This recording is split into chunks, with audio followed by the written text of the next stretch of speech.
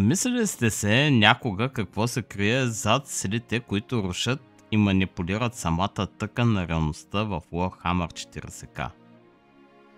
Създаден от хаоса и пропит с древни и мощни същества, този свят не би бил същият без страховитите богове на хаоса. Те не просто са митове, а истинска сила, движеща събитията и конфликтите в една от най-бруталните и завладяващи вселени в научната фантастика. В днешното видео ще се потопиме в мрака и мистерията на хаоса. Ще разбереме кои са тези богове, как се появиха, какво искат и как влияят на света около нас, или по-точно на света на Warhammer 40k. От кръвожадния и безмилостен Корн до поквареното съзнание на Слънеж ще изследваме същността на всеки един от тях. Останете с мен до края, защото ще открием не само кой стои за тези могъщи същества, но и защо те продължават да държат толкова много здраво вниманието на милиони фенове по света. За да разбереме боговете на хаоса в Warhammer 40k, първо трябва да се запознаем с пространството, наречено Иматериум. За него имаме отделен клип, но ще го засегнем малко и тук. Няма как, все пак е тясно свързано с боговете на хаоса. Това е измерение, което съществува паралелно на физическата реалност и е изпълнено с вихрена енергия, така да го кажем, влияещи и манипулирани от съзнанията на живите същества. Иматериума е място, където емоции, мисли и желания се проявяват в своята най-чиста и неконтролирана форма. Тази енергия, натрупвана с хилядолетия, създава боговете на хаоса. Те са въплъщение на основните аспекти на човешката и извънземната природа. Първият, който се появява, е Корн, богът на войната, кръвопролитието и чистата ярост. Всеки акт на насилие и гняв, неговата сила расте. След него идва Зич, господарят на промяната, магията и сложните интриги. Той е увит в тайни и символизира неумолимата жажда за развитие и манипулация. Следва Нъргъл, богът на разложението и безнадежността. Той черпи сила от страха на хората пред болестите и смъртта, но същевременно предлага изкривено утешение чрез приемане на неизбежното. Последен е Слънеж, роден от екстремните удоволствия и прекомерностите на древна цивилизация. Той е богът на екстазът, който прелъстява със своите обещания за неограничено удоволствие и удоволствия, водещи до гибел. Създаването на тези богове е в резултат на колективната психическа енергия на милиард същества в Вселената. Докато Иматериумът е източник на магия и надежда за някой, той също така е място за нечувана опасност, защото там властват боговете на хаоса. Те не само съществуват в тази реалност, но и непрестанно се опитват да проникнат в нашата, използвайки агентите си и легиони от демони. Боговете на хаоса са 4 могъщи същества, всяко олицетворяващо различни аспекти от хаоса и психическата енергия на вселената на Warhammer 40k. Всеки от тях има уникална характеристика и цели, които го отличават и го правят особено влиятелен.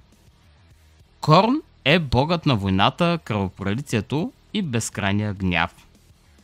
Той олицетворява агресията, жаждата за битка и ненаситната потребност от победа на всяка цена. Мантрата му е проста: кръв за бога на кръвта, черепи за трона на черепите. Корн не толерира слабост и почита само тези, които се изправят срещу враговете си с пълна решителност. Армиите му се състоят от демони и поклонници, които следват пътят на разрухата и търсят кръвопролитие, за да угодят на своя господар. Зич, господарът на промяната и магията, е богът на хитростта, планирането и вечната трансформация. Той е майстор на интригите и манипулациите и неговите планове често се простират през хилядолетия. Визуално представен с множество очи и изкривени форми, Зич символизира как сложността и знанието могат да бъдат както сила, така и проклятие. Неговите поклонници се стремят да разгадават тайните на Вселената, дори ако това означава да нарушат естественият ред и да предизвикат хаос. Нъргъл, богът на разложението и отчаянието, предлага уникална форма на утешение. Въпреки че е свързан с гниене и болести, той символизира и приемането на неизбежното. За своите последователи Нъргъл е като спасител, който освобождава от страха пред смъртта чрез новооткрита устойчивост и подаръци в кавички под формата на зарази. Демоните на Нъргъл са носители на болести и често са увити в смях и веселие, макар и от изкривената зловеща страна на това понятие. Слънеш е най-младият от боговете и олицетворява удоволствията, изкушенията и прекомерността. Той е създаден от опадъка на една могъща цивилизация, чиято жажда за удоволствие довежда до неговото раждане. Слънеш е привлекателен и коварен, обещавайки безкрайни удоволствия на своите поклонници, докато не се загубят в екстаза, който той предоставя. Неговите демони и последователи са известни с привидната си красота и ужас, криещ се зад всяка усмивка. Всеки от тези богове имат собствени армии от демони, специфични ритуали и начин на взаимодействие с останалите. Те постоянно воюват помежду си за надмощен в иматериума и влиянието над различните раси в реалността. Въпреки различията си, общата им цел е една и съща – да разпространят хаоса и да разрушат реда, за да се наложи своята воля върху Вселената. Мотивите на боговете на хаоса са толкова сложни и многопластови, колкото самият иматериум.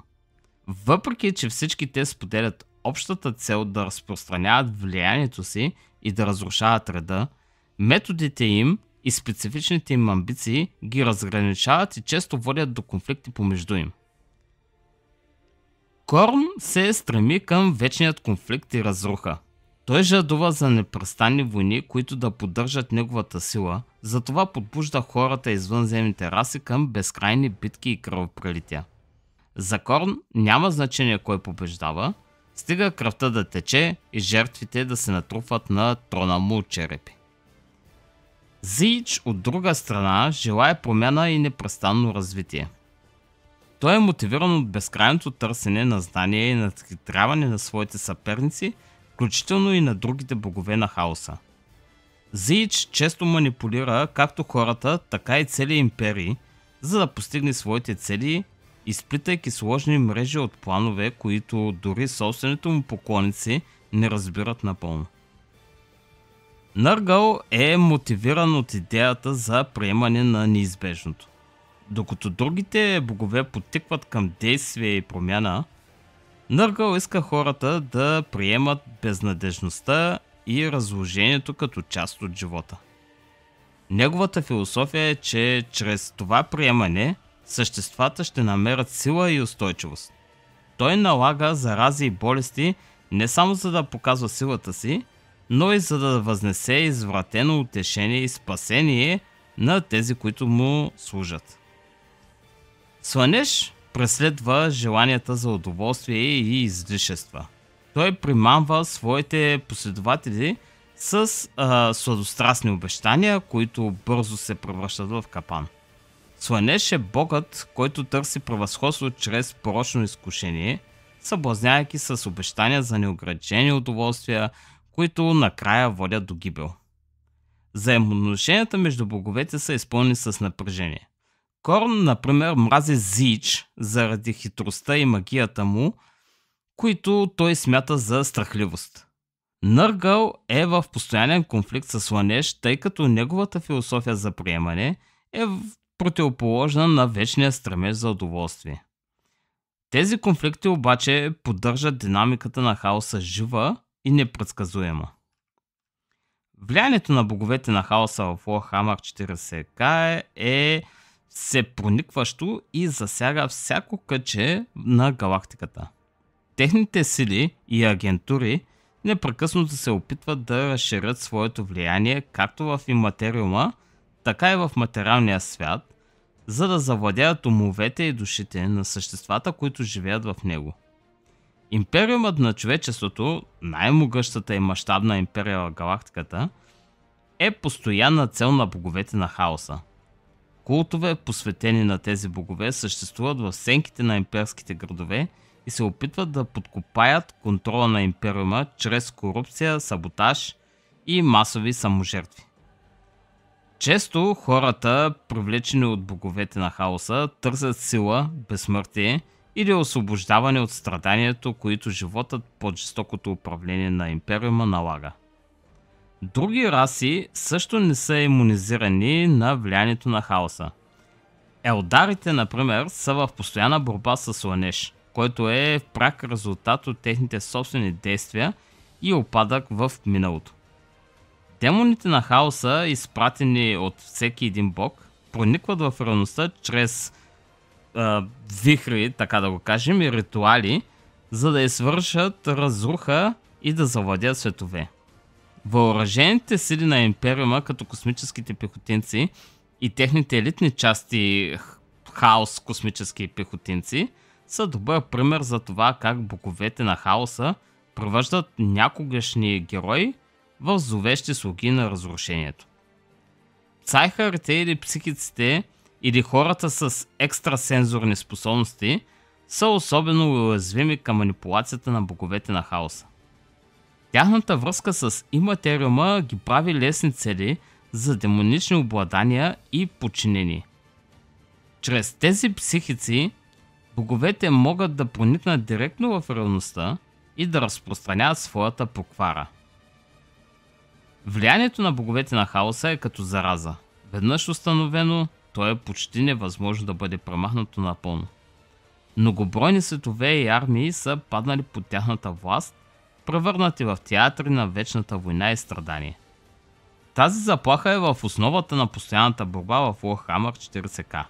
Вечната война между реда и хаоса, която никой не е истински победител, а само играч в играта на безкрайната разруха.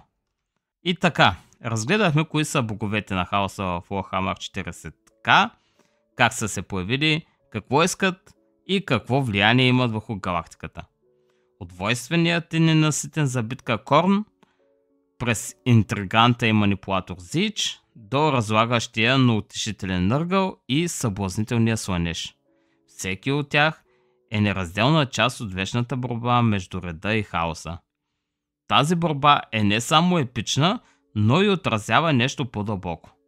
Неизбежният конфликт между човешките желания, страхове и амбиции.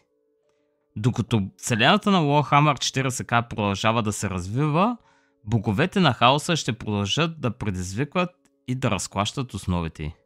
Те не просто символизират разрушение, те са двигателят на постоянната промяна и тест на волята на всички, които се осмеляват да се изправят срещу тях. А сега споделете вашите мисли в коментарите, според вас кой от боговете на хаоса има най-голямо влияние и защо. Не забравяйте да се абонирате за канала и да натиснете камбанката, за да не пропускате нито едно от нашите следващи видеа. Харесайте това видео, ако ви харесва съдържанието, и го споделите с приятелите си, които също обичат Warhammer 40k. До следващия път и нека Вселената винаги ви вдъхновява.